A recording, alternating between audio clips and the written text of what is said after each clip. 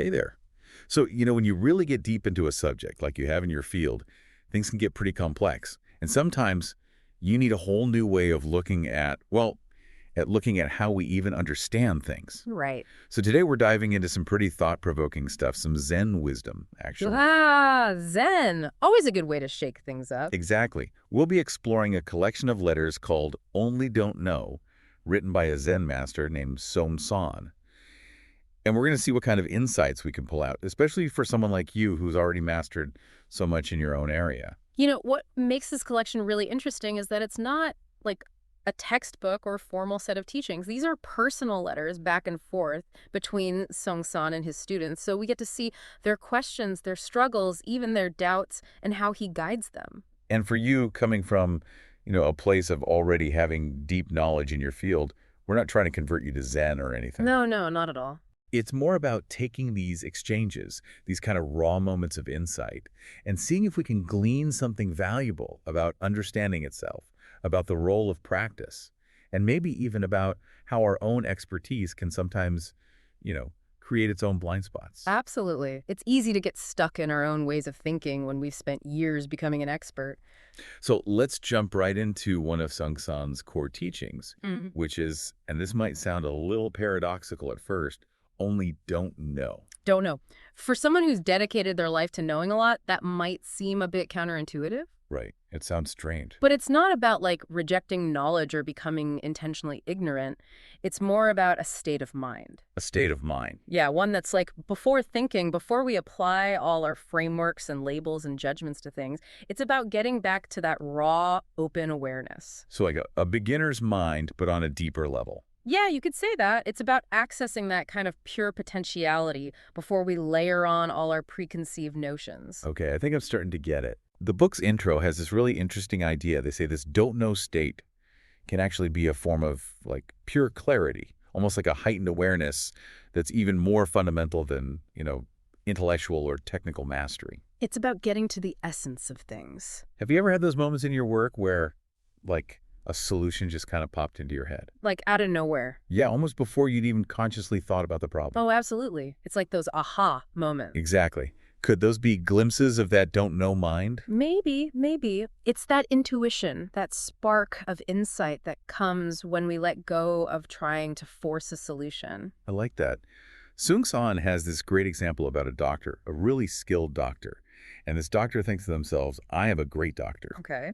And Sahn suggests that, that this thought, this self-identification as a great doctor, can actually become a kind of barrier. A barrier. Yeah, like it limits the doctor's ability to fully see the patient, to see their unique situation without any preconceptions. Ah, I see what you mean. It's like that expertise becomes a filter. Exactly.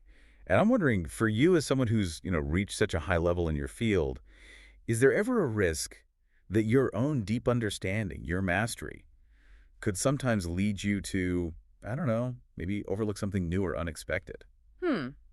That's a really interesting question. I think, sometimes when you're so deep in a subject, it's easy to assume you've seen it all, but that's precisely when you need to be most open to being surprised. Right.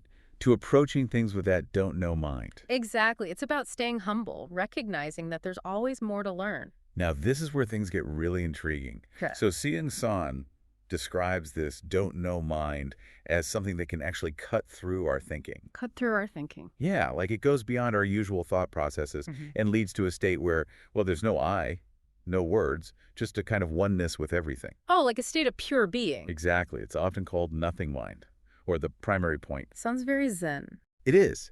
And here's the thing. It's not just about, spacing out or becoming a blank slate. Right. This nothing mind, this state of open awareness, it's actually the foundation for something more. It can be transformed into what's called big love mind. Big love mind. Okay, now we're getting somewhere. And that means acting for the benefit of everyone, but without any ego or personal agenda getting in the way. So like pure selfless action. Precisely. And I wonder, thinking about your own work, could this be applied to, like, using your expertise with a complete focus on the best possible outcome, without any need for recognition or personal gain? That's a powerful idea. It's like channeling your expertise into something bigger than yourself. So right from the start, Seung San is setting up this contrast between, the limits of even really sophisticated intellectual understanding and this more direct experiential state of don't know. It's not about rejecting knowledge, but going beyond it. Exactly. And this tension between understanding and experiencing is really brought to life in a letter from one of his students, a woman named Marge. What was Marge's story? Well, she was writing to Sahn because she was worried about his health. He had a heart condition and diabetes. Oh, wow. Yeah, and she even shared her own family's experiences with diabetes. Yeah. But what's fascinating is San's response. He thanks her for her concern, but then he talks about how he was using meditation to help with his healing and how the doctors were really intrigued by this. Interesting. And get this, through meditation, his heart problem, which usually took months to heal, cleared up in just a week. A week? Yeah, the doctors were amazed. Wow. He even shared some Zen teachings with them. That's great. But here's the key part for our discussion. Okay. He talks about this man in the bed next to him in the hospital. Okay. This man had what everyone would consider a good life, like all the external things you'd think would make someone happy, yet he was suffering. And he kept saying his life amounted to nothing. Nothing. Yeah. And Seung San's point is that even this intellectual understanding of nothingness, like grasping the concept of emptiness, didn't actually alleviate the man's suffering. So there's a difference between understanding something intellectually and actually experiencing it. Exactly. And that seems to be a core message here, that even having a brilliant intellectual grasp of something isn't always enough. Sometimes it takes a more direct, unfiltered experience to really shift things. Like that don't know mind. Yeah, like dropping the frameworks and just being present with what is. I see. And this challenge to fixed ways of thinking, even within a system of expertise, it comes up again in a really interesting exchange between Seung Sahn and a student named Steve. Steve. Yes, Steve was in prison at the time. Oh, wow. And he was wrestling with some really big questions like, the nature of enlightenment, the possibility of saving all beings. Those are huge questions. They are. And Seung San's response gets right to the heart of the matter. He says that our fixed ideas and attachments, those are the root of our problems. Our attachments cause problems. Yeah, he even says, originally there is nothing. If you make something, you have something. So it's the act of creating those fixed ideas, those attachments that leads to suffering. I think so. And I'm curious, from your perspective, does this resonate with how things work in your field?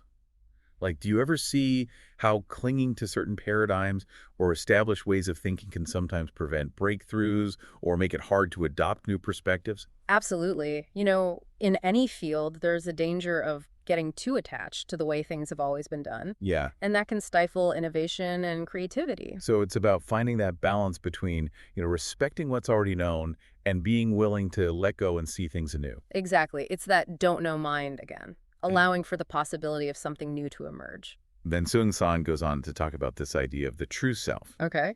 He says it has no birth and no death, unlike our physical bodies. So it's like a deeper level of being beyond our physical existence. Exactly.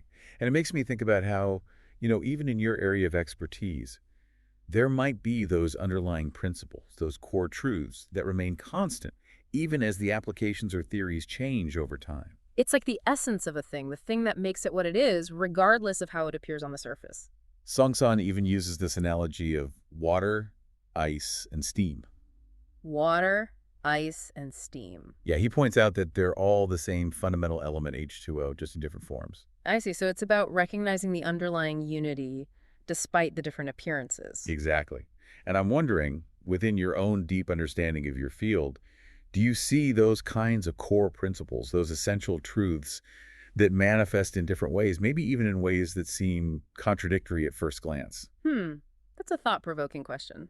I'd say, yeah, there are definitely those foundational concepts that seem to pop up in unexpected places, wearing different masks, so to speak. It's almost like seeing the same pattern repeating itself, but with variations. Exactly. And maybe that don't know mind helps us to see those connections, those underlying patterns more clearly. This ability to see beyond the surface level, to see the essence of things, Yeah. that seems to be a key outcome of practice, which is another big theme in Seung San's letters. Practice. Yeah, and it's not just about rote repetition. Right. It's about cultivating that don't know mind, that open awareness through deliberate effort. Makes sense. There's this letter from a student who describes feeling free, but also feeling afraid of that freedom. Afraid of freedom. That's interesting. Yeah, it's like this paradox that the thing we often strive for, this sense of liberation, can actually be unsettling when we actually encounter it. It can be disorienting to let go of those familiar structure. Exactly.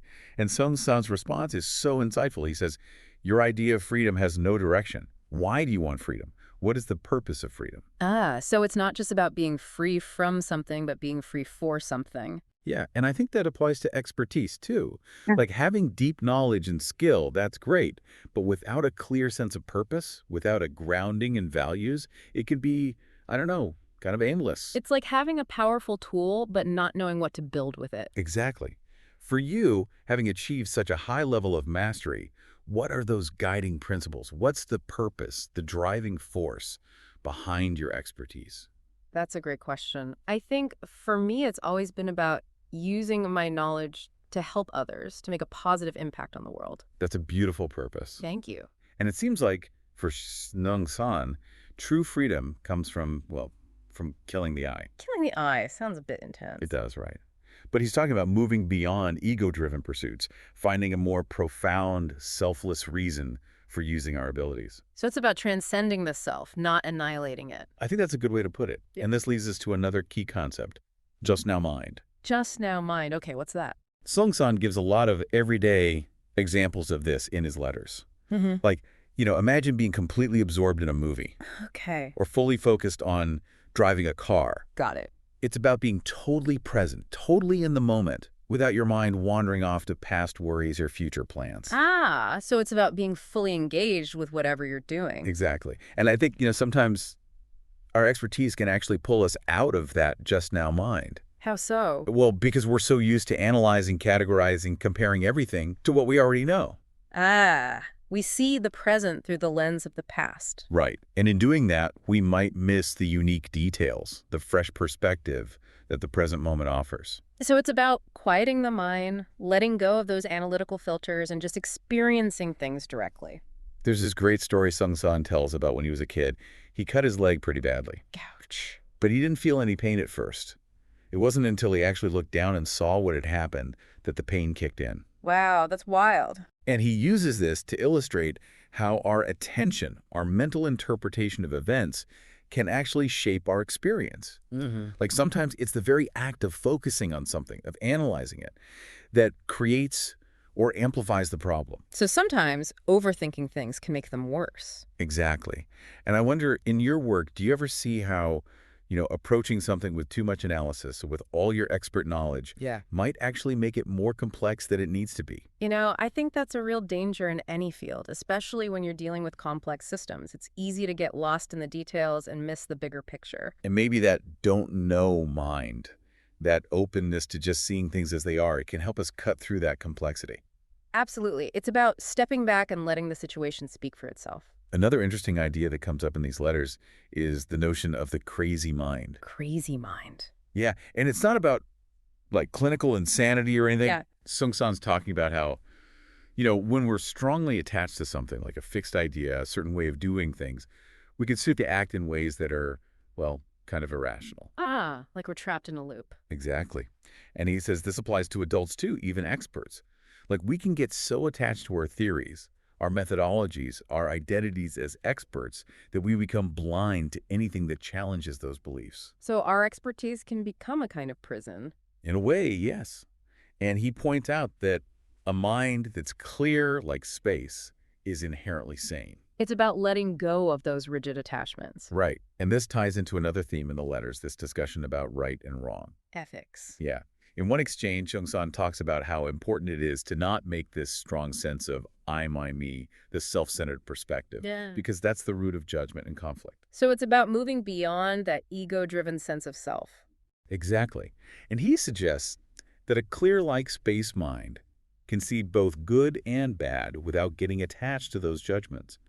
And from that place of clarity, we can act in ways that are truly helpful, what's called bodhisattva mind. A mind dedicated to the well-being of all. Exactly. And I think that's a powerful idea for anyone who's reached a high level of expertise to use their knowledge and skills not for personal gain, but for the benefit of others. It's about aligning your expertise with a higher purpose. All of this leads to, I think, a really fascinating point. It's the inherent challenge in teaching someone who already knows a lot, even if what you're trying to teach them is about, not knowing. Right. There's a story in the book about a Zen master and a student who says, I only teach about not knowing, and I use knowing to end knowing. Okay, so he's trying to be very zen. He is. Yeah. And the master's response, he hits the student 30 times. Whoa, that escalated quickly. It did. But it was to cut through the student's intellectualization, to shock him out of his conceptual understanding of not knowing. Ah, so even expertise in not knowing can become a barrier. Exactly. And it makes me wonder if our expertise, even in something like philosophy or spirituality, can sometimes prevent us from truly grasping those fundamental truths that lie beyond intellectual comprehension. It's like we get so caught up in the map that we forget about the actual territory. So as we wrap up this deep dive into Sahn's letters, we've covered a lot of ground. We've talked about the limits of relying solely on our intellect, the importance of being present in the just now moment, the need to question our fixed beliefs, and the idea that real understanding might actually lie beyond our conscious analysis in that state of don't know. It's been a really thought-provoking conversation. It has. And for you, as an expert in your own right, maybe the key takeaway is this. These ideas, they're not meant to diminish your hard-earned knowledge. Right. They're more like an invitation to see your expertise with fresh eyes, to stay open to new possibilities, to approach challenges with a mind that's both knowledgeable and receptive. It's about balancing expertise with humility and a willingness to learn. Exactly. And so, here's a final thought for you to ponder. Okay. How could you apply this principle of don't know in your own work? Not to discard your expertise, but maybe to spark new ideas, to find more creative solutions, to push the boundaries of what's possible. That's a great challenge. It's about finding that beginner's mind again, even within the context of mastery. Precisely. Mm. Could there be a deeper level of insight waiting to be discovered when you, just for a moment, set aside what you think you already know? That's a question worth exploring. And if you're interested in diving deeper into these ideas, I highly recommend checking out Only Don't Know Yourself. It's a fascinating read. Thank you for joining us on this deep dive, tailored for someone with your unique perspective and understanding. Until next time.